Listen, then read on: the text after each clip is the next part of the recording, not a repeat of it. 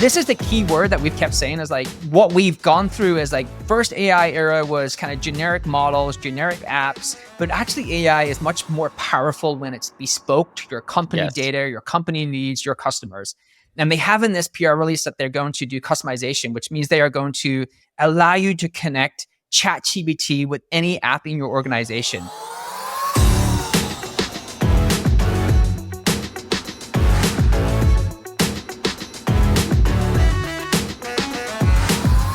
On today's show, we're going to talk to you about how OpenAI just killed the first generation of enterprise AI companies with the launch of ChatGPT for the enterprise. Plus, you're going to want to stick around because we're going to tell you about the most important feature of that announcement that no one's talking about. I'm your co-host, Kip Bodner, CMO at HubSpot. I'm joined by my co-host, Kieran Flanagan, who's the CMO at Zapier. And this is Marketing Against the Grain. Let's get into today's show.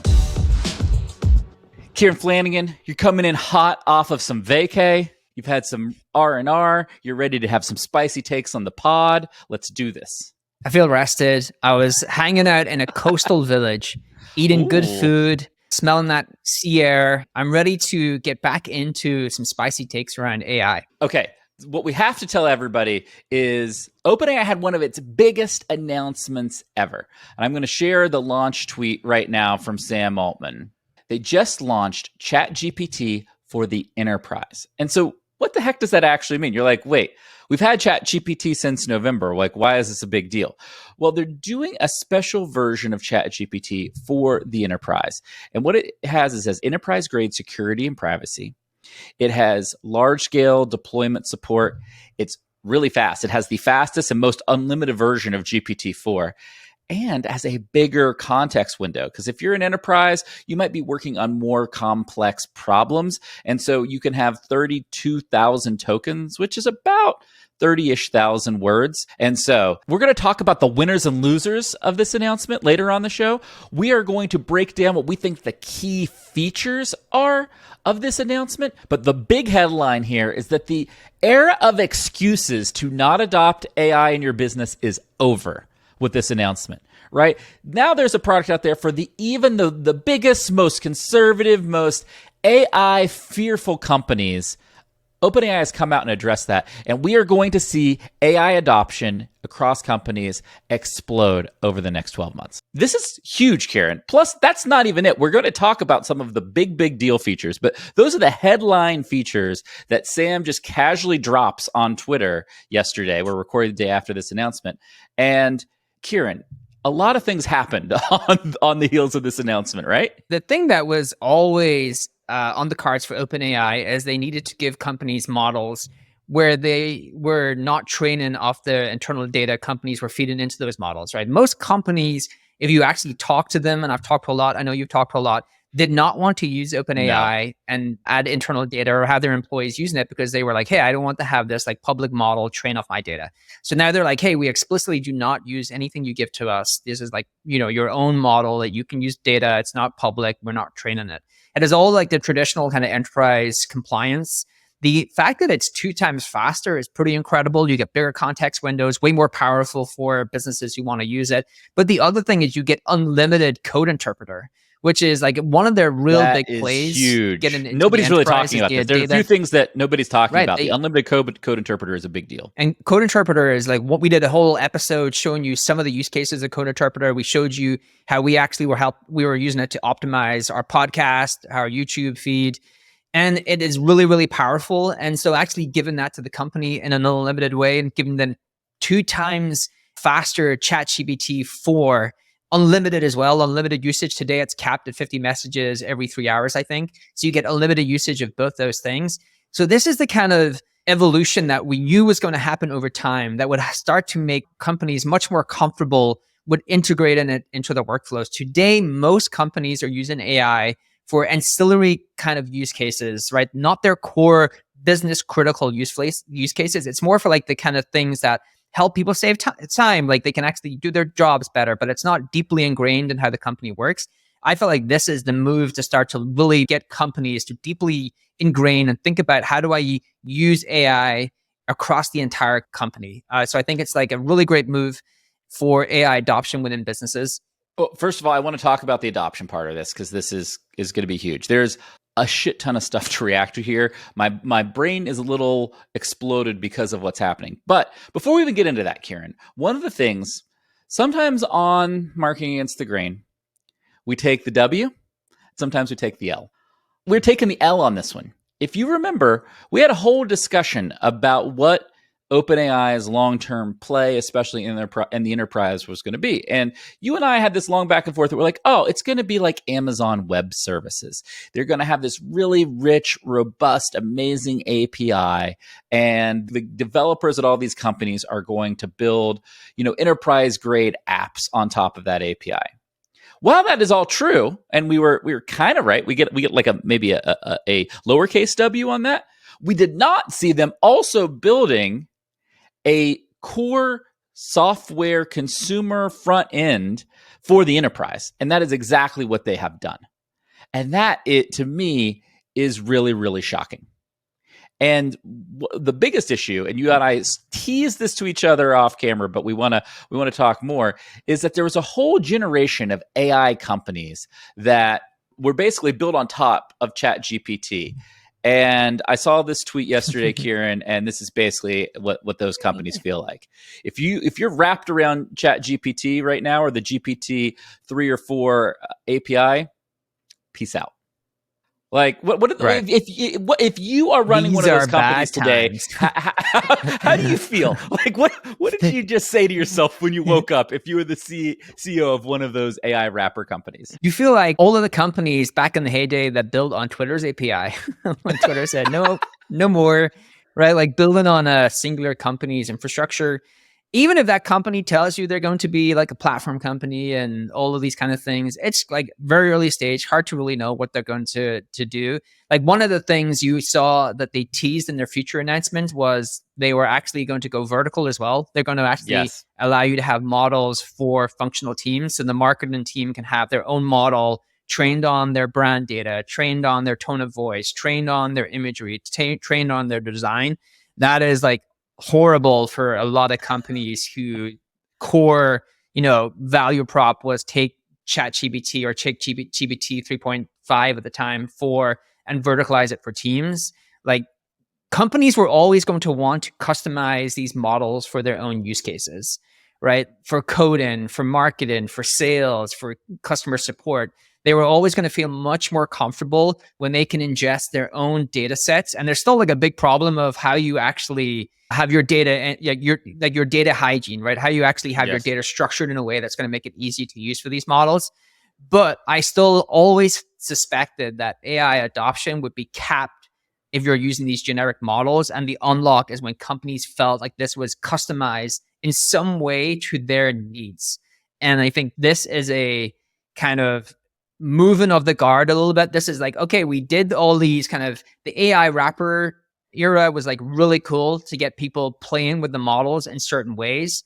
But I suspect those and within those wrapper businesses, there are very few sustainable businesses in a world where the model themselves will provide all of that functionality in a much more custom way for your company. So there's a couple things to debate. The first thing I would say is if I was going to push my metaphorical glasses up on my nose here and get like a little like ecosystem nerdy on the program, it's very hard to build a huge venture-backed company on the top of an ecosystem where like you don't stand alone and own all the tech and own all of the customers, right? But what's normally very good is you can build some great mid-sized businesses. You can build amazing vertical businesses. And what's kind of shocking in this announcement from OpenAI is that they've taken a lot of that white space away. There's less opportunity today than I thought there would be to build on top of the OpenAI API. One, I think Sam Altman's a good entrepreneur, and I think he's a little bit savage, and he's just like, look, I want to own this whole market, right? Like I want to own it. I don't want to have this constellations of tens of thousands or hundreds of thousands of apps built on the ecosystem. So he's taking a different business strategy approach. And so that's just one thing that outright there that is going to, hurt a lot of those what we call AI wrapper tools. And what that essentially means is you built on top of the OpenAI API. That being said, a lot of them, Kieran, my hot take, this is spicy. Some of them are going to be in great shape, and it's the ones that own the customers and own the user experience layer. Because if you're using ChatGPT Enterprise, you still have to go to ChatGPT, do all of your work in there. It's still not super collaborative. It's starting to get multiplayer, but it's still really single player, and it's not really embedded in all of your other apps. So if you have multiplayer use cases and you have use cases that are embedded right within the user experience of applications, I think those companies are in a really great spot, because that is just how people want to use and consume technology today. So I think that is true for companies who do not want to spend the money to build that layer themselves within their organization. So I think for OpenAI's target market, I'm not sure if that's true. So I think in OpenAI's target market, which today is like true enterprises, like large companies, they will actually build that experience themselves. They will be much more lean towards, hey, why would we have these kind of different wrappers doing this stuff for us when we can just build it customized now ourselves with a couple of engineers, build the experiences that we want on top of OpenAI. I think for like mid-market and smaller, that's where you start to see these tools be much more valuable. Hey, we don't have the money to spend on these developers. We're going to just use something that is like not bespoke to us, but sits on top of OpenAI, is like a one-to-many experience, but like does the job for us. The thing that was in the announcement that you and I kind of caught onto was they do mention that they are going to bring ChatGPT for the enterprise down to small businesses. Yes. Nobody's talking about this. What are OpenAI trying to do here? I think they see a future where every future company is built with AI integrated into the company, right? Every company has AI integrated into like every part of how that organization is built. Why would they want to cede that ground to anyone else? Why not try to be the category leader? So when you build company, you get Snowflake, you get OpenAI.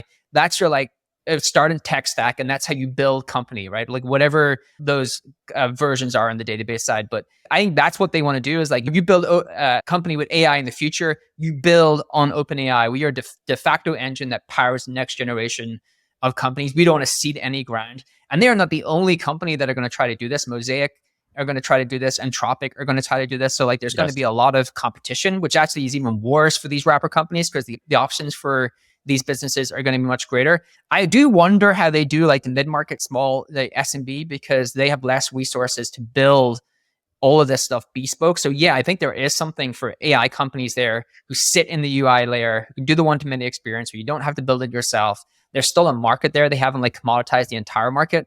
But I do think we have to look at what their aspirations look to be. And I think it's like, hey, you build a company today, you build it AI first. That means you have to build on top of OpenAI and integrate our tools throughout the company. What's happening here for everybody? It's a classic business strategy lesson of they launch consumer ChatGPT, get mass consumer adoption, and effectively claim the very small business and small business market with regular kind of $20 a month ChatGPT, right? And then they come out and they launch ChatGPT for the enterprise to try to take the Fortune 2000 off the table, the big companies that are going to go and be slower to adopt and have much more stringent requirements. Then what's left is the middle, right? Like the true mid-sized businesses. Right. And then they'll bring the enterprise offering down to make it simpler and lower cost to appeal to the mid-market companies. And then they'll try to basically own the full stack, whether that be you're using their APIs or if you're using their front-end kind of consumer tools like ChatGPT. So it's a very classic business strategy, being executed very well, being executed very fast. Very fast. The fact that there are this quick, it's 10 months since the launch of ChatGPT and they're rolling out a very sophisticated enterprise product is great. It shows that they're really kind of pushing. What I would tell you, Kieran, is I do have an interesting take on the wrapper companies. I do think there is a role for companies to adopt a lot of the different APIs, OpenAI, Anthropic, some of the Meta APIs, Seamless, and those things, and basically bundle them together to create new use cases that wouldn't be possible with any of them in isolation. And that is something that nobody's really talking about right now. And if I were running an existing company that was just built on OpenAI, one of the things I would be looking to do right now is how do I build really unique use cases by partnering with all of the best large language models. Right. Look, I can give you firsthand knowledge of this because Zapier allowed companies to build use cases through any model. And so we can actually see the users choosing to build use cases through Anthropic or choosing to build use cases through OpenAI. And that is the future that we're going to head towards. Yes. Is like people are going to build use cases and apps, and they're going to plug and play into these models and pick the best model for the best actual piece of work they want to do. And hidden away in this kind of PR release, I think, was like the line that talks to the thing that I'm getting at, which is like, we want to be the AI layer that every company builds on top of, because they had in the future release, they're going to provide customization. This is the key word that we've kept saying, is like, what we've gone through is like, first AI era was kind of generic models, generic apps, but actually AI is much more powerful when it's bespoke to your company data, your company needs, your customers. And they have in this PR release that they're going to do customization, which means they are going to allow you to connect ChatGPT with any app in your organization. Ooh. And so this is pretty bad for one of my favorite AI companies, Glean, right? This is what Glean do. Yeah. They connect to any app, they ingest the data, and they provide like an AI assistant for your business. That is where I think we are going to go as a company, right? Like, why do you have to like talk to all of these people to try to find the right piece of information when your AI should be able to be the brain for the company? The AI should be able to help you power all of these decisions. The AI should be able to do so much more for you within the organization. And every company is going to have that AI assistant, and OpenAI want it to be them. And the way that they're going to make it to be them is they're going to allow you to customize the model to your needs. They're going to connect with all of your apps, ingest the data. And so they are going to be like the brain that sits within your company that allows you to like power all of these other things. I think that's the most important part of that PR release to me, that they're going to do in a future update, which is like, hey, I can just connect this to all of my apps, let all of the data like run into ChatGPT and use that as the core AI engine for my business. I think that's a pretty exciting world to live in. Like, you can imagine employee onboarding 200 times better with like AI, right? Like so this kind of engine, like all of that information, being able to, all of the data analysis in this as well. They say they're going to double down on advanced data analysis, way more powerful code interpreter. Again, an incredible part of having an AI business engine for your company. And so like, it's going to make building and operating a company so much more efficient. And I think OpenAI want to be the engine that powers all of that. Well, Kieran, I agree with all of that. And I think there's one other thing that we actually haven't talked about at all. And what they're doing is, with this announcement of the custom data connecting to your apps, connecting all of your data, that is basically solving the biggest objection, the biggest concern you and I have for anybody who's in the large language model business, which is, we're like, oh, this shit's going to get commoditized. Everything's going to be the same. People are going to switch back and forth, right? And like the switching costs are going to be zero. And man, that's going to be a tough place to be in. Well, if you got all your data hooked up, you got all your apps hooked up, and that's all just flowing, and that model gets smarter and smarter every day, you know what you're not going to do? You're not going to switch. You're not going to switch. You're going to be like, I love OpenAI, or insert whatever company you have all that data kind of tuned into, because your AI is just going to get so much better, because your data is going to train it, and then whoever the company's running the model is going to keep making the model better, and you're just going to see these exponential improvements, and you're never going to want to switch. Exactly. Yeah, this is like a really key point. Like every time I talk to a startup, I got you fired up. You hadn't gotten there yet, but you're like, oh, I get this now. I had to change my seating position here, because I'm like, this is a great point, right? Every time I talk to a startup founder today in pre-seed or seed, when they're actually an AI company, I'm always curious, is like, what's your wedge, and what's the thing that's going to increase switching costs? Because those two things are going to kill most businesses, especially the switching costs. That is a great point, right? Like, what's similar to that we know is true for a marketer. In paid advertising, we talked about this a little bit in a previous show. The model trains off an ad, right? And so when an ad gets successful enough, that it's really hard to replace that ad. Like the switching cost of the ad is really high because the algorithm has trained on that ad. And when you actually create a new ad, it's always at a disadvantage, right? Because you have to like retrain the model against that ad. Not too dissimilar from this, right? Like the company is going to train all of their stuff to sit on top of OpenAI that's powered and trained off their data. So the switching costs are much higher, because you don't have to reset all of that and go back to another model to have to like retrain all of that again to get all this stuff to work. So this is the first mover advantage. Truly matters in AI. in this space, if you can make that switching cost real, because you will never want to switch to another model unless they do something completely crazy on price, unless they do something completely differentiated in the Take the price functionality. 10x lower. So I think that's a really good point, right? This switching costs are the thing I would obsess it over if I was an AI company. How do I make my switching costs like really high? How do I add a lot of friction from a customer wanting to like go do something else? Well, this is like a great thing for OpenAI to do, is like, hey, we'll connect to all of your apps, make that model much better. Why would you ever want to leave when you've trained the model for 3-6 months before all these other companies have caught up? Well, you don't want to start again, right?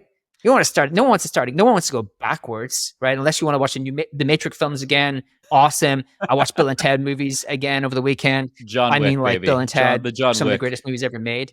So the John Wicks, but there you don't mind going back to the start again. But this, no, you don't want to go back to the start. You want to keep that model. Well, first of all, I don't know what it says about you and I that all of the rewatch movies we called out were all Keanu movies. First of all, there's something special. There's something special about that. I want to hang out with Keanu Reeves. No Denzel. I want to go for a drink no with Tom Reeves. Hanks. Keanu is awesome. Okay, so Kieran, I think we're taking you and I are taking a second L for the show, because one of our big. No, you're giving me a lot of L's. Can I debate if I want to take these onto me? You can't. Sorry, you and I are a package deal here. We're a team. But speaking of that, I was wondering, Kieran, would you want to do a quick winners and losers of this announcement? So, like, I would love to start with who we think the winners are of this OpenAI ChatGPT Enterprise announcement, and then who the losers are, and kind of bundle that together real quick. I'll give you my first winner. My first winner is the easy one. It's OpenAI. It's really smart for them. As long as they can build an upmarket sales and service motion that actually works for the enterprise, they're going to make a bunch of money. I'll give you two winners. I think there's a winner, which is a segment of companies that have a lot of things that they want to do with AI. They have real use cases, and they have been sitting back because they don't feel comfortable with the security, the privacy, the not training on their data. They're going to be huge winners that they could just start to integrate this stuff really rapidly. And the other winners are the companies who facilitate that, the companies who actually are able to like help them integrate this AI functionality. Any companies that are able to like help companies integrate AI much more deeply in their business critical workflows. There's like a portion of work that's sitting there that's going to start to get acted upon because of this kind of announcement. So I would specify that. I think especially the like data and integrations companies, that they're winning. They're winning from the AI revolution, but anytime there's a big announcement like this, if you help people store, normalize your data, you're a winner. And I think we have one more winner, right? And that winner is the VP of sales at NVIDIA that sells to OpenAI and Microsoft. Because he saw this announcement, or she saw this announcement, and was like, money, baby! They're going to need all the GPUs. They're just going to keep Scrooge McDuck swimming in the pool of money. That is basically the NVIDIA founder. I just cannot believe I own no stock in NVIDIA. I suck so much at investing. Like, what a douchebag am I? Like, I actually told the story before. Like, I know, I fucking bought Solana back in the crypto craze, thinking NVIDIA is overbought, and then they just go on this like ridiculous. And I listened to a great interview by that founder. He's incredible. And I'm like, this guy's the most incredible person ever. And I still don't buy his stock. You're like, you know what? He's probably the most obvious person to bet on ever. No, but I will go and buy like Dude Coin or something, like some stupid shit coin meme, try and get rich quick. And then I just like lose all my money as usual. We got so excited. The mics are switching on us. We're losing our mind at Kieran's terrible investing. But Kieran, one of the other things that we haven't talked about yet, I think the last thing I want to make sure we cover on today's show, is that ChatGPT for the enterprise, you know what it's not going to be? Cheap. It is going to be expensive. The rumors I am hearing, very, very expensive. And I think that is a real tax on conservative enterprises, where they're going to have to pay up lots and lots and lots of money. I don't know. I'm hearing hundreds of thousands of dollars minimums. Like I think it's expensive. I don't know exactly what it is, but you're going to have to fork over some real cash to build on ChatGPT for the enterprise. What do you think about that? Like, is that a good thing? Is that a bad thing? I think cost gets what does that do? Cost gets solved over time. I think cost gets solved over time. The fact that they have in their release, they're going to bring into small teams. Costs are anything associated with AI chips, the processing power, all of this stuff. I think the cost is a solved problem, will be a solved problem, is a solved problem. I think they're purposely, again, targeting, to your point, they're targeting the Fortune 500, 1,000, then they'll start to move down the stack. So I don't see them getting stuck through prohibitive costs. I'm sure they get squeezed a lot over time by more competition against costs, but that's not the thing that I think they get squeezed on. I think today maybe it's like too expensive for most companies, but over time I bet you they make it pretty affordable. All right, so you're saying, look, the enterprises are going to pay a tax, but those costs are going to come down over time. Disagree. Enterprise software contracts always get more and more expensive. The price are going to come down for the mid-market and SMBs, but like those enterprise software agreements stay expensive. It depends on competition, right? Like it's really not. It all depends on competition. Like if they can, you charge whatever you can. You're going to charge whatever you can charge, look, and most if you can charge AI what rates based come competition. down, costs come down. You get the W. Just you get the W. Yes. Okay. All right. So there's some obvious winners. NVIDIA basically always wins anytime OpenAI does something. But Kieran, there are some obvious losers in the ChatGPT enterprise announcement. We talked about one front and center, which is companies who were building standalone businesses on top of the OpenAI API, and a lot of their business and use cases are now commoditized by this new ChatGPT for the enterprise and product and the specific features that are rolling out. Who do you think the other losers of this announcement are? I think that it's anyone who thought their differentiation was building a vertical version of GPT-4. That's the one I'm going to give. Is like anyone who's building the vertical AI version, companies you're calling like out. A functional version for marketing, for sales, like the functional version of ChatGPT. Hey, this is trained for marketing. This is trained for sales. This is augmented for customer support. You don't need those companies. You can do that yourself. Just give GPT your data in the enterprise, and you can have that ready and available for you. And they're actually introducing templates. They're going to have all of these templates for all of these functions as well. It's going to be sick. It's going to be awesome. The other thing here, I think the other big loser is the other large language models, because the enterprise is a race, right? And OpenAI has a lead with the enterprise. And we just talked about, man, if they can get established in those big companies, they can get their model trained on that company's specific data. It's going to be really hard for an Anthropic or any of the other large language model players to come in and rip that out. And obviously some of the big companies, they'll use all of them because they've got money and everything. But budgets always get squeezed, and the incumbent has an advantage, and OpenAI is moving to be the incumbent. The only argument against that, the only unknown is the open source models, right? Yeah. Like how do companies, if you have a company that makes it really easy to train on an open source model, then that is the thing that I am unsure about. Like I still don't know if I don't think that there is a clear winner in this space yet. I think OpenAI have the distribution engine, have the brand, have the early mover advantage, but there is still a lot of plays to play. And I think open source is one of those things. Now, maybe it's like the larger companies do not feel comfortable training on an open source model, but I still think that we've seen there's a lot of great enterprise companies who have built on top of an open source product for IT infrastructure, for developers. And so there's a well-worn path there, and that could be disruptive to OpenAI because the cost will be a lot lower. So open source is the core disruptor for OpenAI, but it's also for all the other large language models that are closed for all of them, closed markets, right? So I still think the other large language models took a little bit of an L today. What I'd love to hear, and what we'd love to hear, is your take on who the winners or losers of this announcement are in the YouTube comments. Hit that subscribe button on YouTube, please. If you've watched the show, if you think this is a great conversation, you're learning stuff, please hit subscribe. Please leave comments on winners and losers. And also, Kieran, we have to remind everybody, you know what's coming very, very soon? As in next week after the show airs, we're going to be at Inbound, HubSpot's big event in Boston. We're going to be live, doing a live show. So if you're at Inbound, please come to the live recording. Please come say hi. We would love to talk to you. And if you're not, be prepared for a very special live from Inbound episode of Marketing Against the Grain. Kieran and I in person. We haven't seen each other in like 6 months. We got a lot to catch up on. It is going to be a fun and action-packed episode. And of course, we're going to talk about AI. 100%. Casually doing this on a stage with thousands of people. It's going to be a bunch of fun. No big deal.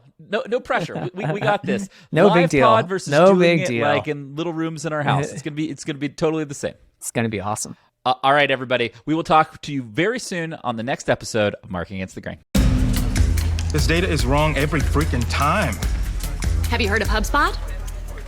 HubSpot is a CRM platform where everything is fully integrated. Whoa, I can see the client's whole history, calls, support tickets, emails, and here's a task from 3 days ago I totally missed.